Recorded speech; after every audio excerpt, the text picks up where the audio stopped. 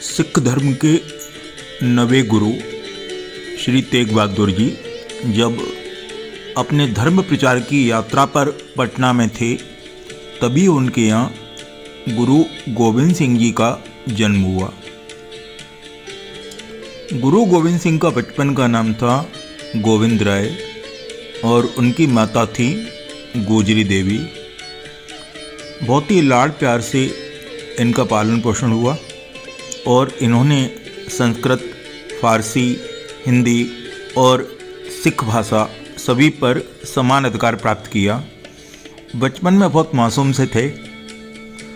कहते हैं कि एक बार इनके हाथ में सोने के कड़े से एक कहीं गिर गया। माँ ने पूछा कहाँ है वो, तो उन्होंने दूसरा नदी में फेंक करके कहा वहाँ पर है माँ, वहाँ देखो वहाँ कड़ा गिरा हुआ है। और बाद में उन्होंने भी कहा माँ, मैं इन चूहों से आज़ाद होना चाहता हूँ और मैं देश के लिए काम करना चाहता हूँ। समय था मुग़ल काल और शासन था औरंगजेब का। और औरंगजेब एक कट्टर इस्लामी था, चाहता था कि सभी लोग इस्लाम धर्म को कबूल कर लें और इसके लिए वो धर्मगुरुओं पर लगातार दबाव डालता रहता था। और उसके शिकार बने हमारे गुरु तेग बहादुर जी। उन पर इस पर दबाव पड़ा कि वो दिल्ली आएँ, इस्लाम स्वीकार करें और अपने अनुयायियों को भी इस्लाम स्वीकार करने के लिए कहें। गुरु भला क्यों उनकी बात मानते? उन्होंने इनकार किया और औरंगजेब ने उन्हें बुलाया, धोखे से दिल्ली बुलाया और कैद कर लिया और कैद करके किए अमानुषिक अत्याचार। गुरु अत्याचार सहन किए लेकिन झुके नहीं। फिर से अत्याचारों का सिलसिला शुरू हुआ और जब गुरु किसी भी कीमत पर औरंगजेब की बात नहीं मानी तो औरंगजेब बहुत ज़्यादा क्रोधित होकर के उन्हें मारने का हुक्म दे दिया और दिल्ली में शीशगंज में उनका गला काट करके उनकी हत्या कर दी गई। बहुत ही दर्दनाक दृश्य था। एक गुरु, एक सिख गुरु जो मना कर रहा है मुझे इस्लाम स्वीकार नहीं करना है, मुझे किसी भी बात पर दूसरा धर्म स्वीकार नहीं करना है, और उसकी जान ले ली जाती है और गुरु का कटा हुआ सिर आता है आनंदपुर साहब। माता गुजरी देवी और बालक गोविंद सिंह उस कटे हुए सिर को देखते हैं और बालक के जन्म की दशा और दिशा मानो इस कटे हुए सिर से एकदम से बदल जाती है। बालक गोविंद सिंह स्पष्ट डिसीजन ले लेते हैं कि अब वो अपनी जाति, अपने सिख धर्म के लिए जिएंगे और उसके लिए ही मरेंगे। कुछ भी करना पड़े वो अपने धर्म को हर हालत में बचाएंगे। गुरु गोविंद सिंह अपने मिशन पर लग जाते हैं, अपने साथियों को तैयार करते हैं और खुद युद्ध की हर कला को सीखते हैं। तीर चलाना, बंदूक चलाना काफ़ी अच्छे तरह सीख लिया था। अलग अलग हथियारों का शिक्षण भी ले लिया था और उन्होंने अपने साथियों को भी तैयार कर लिया था। और धीरे धीरे उन्होंने ठान लिया कि अब वो अपना एक संगठन बनाएंगे, एक अलग संगठन, और इस संगठन का नाम होगा खालसा पंथ। तो गुरु खालसा पंथ की स्थापना करते हैं और खालसा पंथ की स्थापना होती है बैसाखी के दिन। एक महत्वपूर्ण अध्याय सिख धर्म का, एकदम महत्वपूर्ण अध्याय, एकदम से अलग। गुरुजी जनता के बीच जाते हैं, साथियों को आमंत्रित करते हैं और ऐलान करते हैं साथियों आओ और धर्म की रक्षा के लिए तैयार हो जाओ। तो सबसे पहले वो 5 साथियों के लिए आह्वान करते हैं और इस तरह उनकी ज़िंदगी में आते हैं पंच प्यारे। ऐसा कहते हैं कि गुरु ने एक चमत्कार दिखाया, पहले इनको शहीद बनाया और बाद में दोबारा जीवित किया। अभी कितना सच है ये तो मैं नहीं कहूँगा, लेकिन जीवन में कुछ भी हो सकता है। तो गुरु गोविंद सिंह जैसे विलक्षण व्यक्ति के हाथों कुछ भी हो सकता है। खैर, ये 5 विलक्षण साथी उनके लिए कुछ भी करने को तैयार हो जाते हैं और धीरे धीरे गुरु का एक बड़ा संगठन आनंदपुर में तैयार हो जाता है। ये संगठन हर तरह से जनता की मदद करता है, दर्शन शास्त्र में जीवन तलाशता है, शिक्षा के नए आयाम बनाता है और सिख धर्म को आगे बढ़ाता है। लेकिन फिर भी ये मूल सिख धर्म से अलग था। इस संगठन में कुछ नियम अनिवार्य थे, जैसे 5 ककार थे, कच्छा, कड़ा, कृपाण, कटार। ये सारी चीज़ें अनिवार्य थीं जो इन अनुयायियों को पहनना जरूरी था। ये धूम्रपान नहीं कर सकते थे, शराब नहीं पी सकते थे और सही मामले में इनके पास केवल एक ही हक था, देश, धर्म, जाति के लिए मर मिटने का। ऐसे थे हमारे ये खालसा धर्म के अनुयायी। और जब इन सारी बातों का पता औरंगजेब को चला तो सोचो क्या हुआ होगा। औरंगजेब के जितने भी गवर्नर थे उन सभी को आदेश दे दिया जो पंजाब के आसपास थे, जैसे सरिंद का नवाब वजीर खान और ऐसे बहुत भी थे। सभी को आदेश दिया कि जाओ और इनको मिटा दो। और बाद में आनंदपुर साहब का किला घेर लिया गया चारों तरफ से। किले को मिलने वाली सारी मदद बंद हो गई और किले की चारों तरफ से घेराबंदी की गई। खैर, आक्रमण में तो मुगल सैनिक नहीं जीत पाए, लेकिन जब लगातार किले को मिलने वाली सुविधाएं, मिलने वाली रसद बंद हो गई तो माँ गोजरी देवी ने कहा कि अब किले को छोड़ देना चाहिए। और ऐसा ही हुआ। अपने साथियों के साथ गुरु गोविंद सिंह जी ने आनंदपुर साहब का किला छोड़ दिया और सुरक्षित बाहर निकल गए। लेकिन इस बीच में उनके 2 पुत्र वजीर खान के हाथ में लग गए और इन बालकों को सरहिंद ले जाया गया।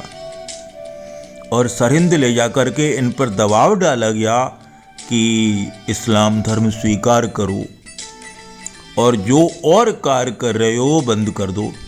बालक तो गुरुजी के ही थे ना, क्यों मानते? उन्होंने स्पष्ट रूप से कहा था, बिल्कुल नहीं, संभव नहीं है। हम किसी भी धर्म से, हम किसी धर्म का अपमान नहीं करते, लेकिन अपने धर्म का अपमान भी नहीं देख सकते। हम नहीं स्वीकार करेंगे। हम आपके धर्म की आलोचना नहीं कर रहे हैं, फिर भी आपका धर्म स्वीकार नहीं करेंगे, क्योंकि जिस धर्म में हमने जन्म लिया है हम उसी के अंदर जिएंगे और उसी के अंदर मरेंगे। ऐसा था संदेश। सिर्फ अपने बच्चों के लिए नहीं, अपने पंथ के हर जन के मन में उन्होंने संदेश भरा था, जिएंगे और मरेंगे तो अपने धर्म के साथ। हम केवल अत्याचारों के कारण दूसरे धर्म को स्वीकार नहीं करेंगे। और फिर सरहिंद के नवाब ने क्या किया होगा वो आप सबको मालूम है। औरंगजेब कुटिल शासक था। वो चाहता था कि इस्लाम को छोड़ करके बाकी धर्म का विनाश हो जाए और इसीलिए ऐसे कोई ना कोई आदेश देता रहता था जो दूसरे धर्मों पर प्रहार करते हैं। और फिर हुआ ये, उन मासूम बालकों को, उन वीर बालकों को जिंदा ही दीवार में चुनवा दिया गया। और वो वीर बालक मरते हुए भी, आखिरी पल भी अपने धर्म के जयकारे के, अपने पंथ के जयकारे के और अपने देश के जयकारे के नारे लगाते रहे। लेकिन किसी भी कीमत पर उन्होंने उफ नहीं की। मरते मर गए, लेकिन उन्होंने इस्लाम स्वीकार नहीं किया। ऐसे थे गुरु गोविंद सिंह जी के वीर बालक, जोरावर सिंह, फतेह सिंह। इन वीर बालकों की कथा अद्भुत है और ये हमेशा प्रणाम के योग्य हैं। बाद में कहते हैं जब ऐसा हो गया और गुरु गोविंद सिंह को पता चला तो काफ़ी दुखी हुए, लेकिन अपने मिशन में वो लगातार लगे रहे और लगातार लगे रहे। और बाद में उन्हें जब पता चला कि औरंगजेब की मृत्यु हो गई है, तब भी उन्होंने अपने मिशन को लगातार जारी रखा। औरंगजेब का जो बड़ा पुत्र था उसने गुरु गोविंद सिंह से मदद मांगी कि आओ और मुझे राजा बनाने में मदद करो, इसका शासक बनने में मदद करो। और कहते हैं कि गुरु गोविंद सिंह ने इस बात को माना और बहादुर शाह को दिल्ली का शासक बनाने में उन्होंने सहायता भी की। माने कहीं से भी उन्हें किसी से दुश्मनी नहीं थी। वो अपने धर्म के रक्षक थे लेकिन दूसरे के विनाशक नहीं थे। ये है मूल भारत जो लोगों के मन में बसा हुआ है कि हम अपने धर्म के लिए जिएंगे लेकिन किसी और धर्म का अपमान कभी नहीं करेंगे।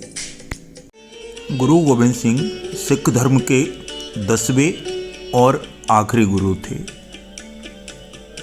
गुरु के रूप में उनके संदेश जनता के लिए बहुत ही सहज हैं लेकिन बहुत उपयोगी हैं।